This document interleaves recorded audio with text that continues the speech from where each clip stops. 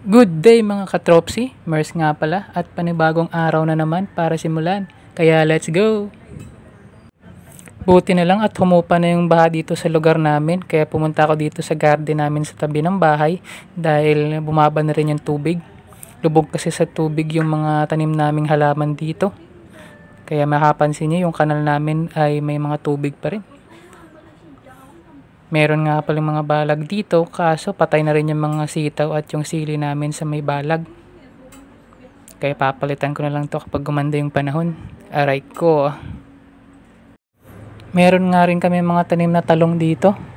Kaso pagtingin ko nandun yung mga bulaklak. Pero halos lahat ng dahon ng mga talong namin ay nalagas na. Merong dahon na nasira. Meron din yung nanilaw. Pero halos lahat ng dahon ay nagkaroon na rin ng fungi, kaya puro dilaw. Pinagtatanggal ko na nga rin yung ibang dahon dito para umayos pa. Sana nga makasurvive pa tong talong namin. Sa kabilang dako, yung okra namin dito, okay pa naman yung mga dahon. Eto nga lang, merong mga konting dahon na nasira pero tinatanggal ko na rin yan. Yung mga bunga, okay pa. Bulaklak, nandyan pa rin. Matibay naman kasi yung mga ganyang klaseng gulay, lalo na kung tag-ulan. Basta okra naman kasi ay matibay at malayo sa sakit. Kaya goods na din.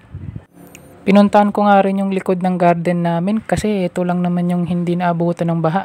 Kaya ititignan ko. Napansin ko nga din na mataas yung level ng lupa dito.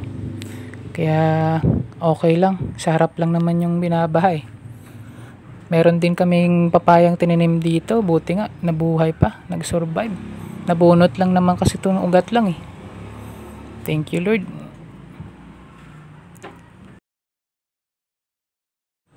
Hi buhay. Grabe talaga yung panahon ngayon.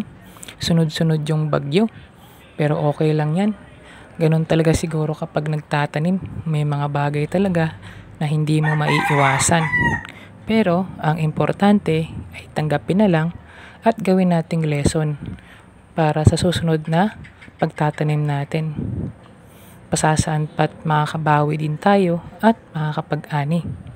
So yun lamang mga katropsy, like, share, and follow. Buyers!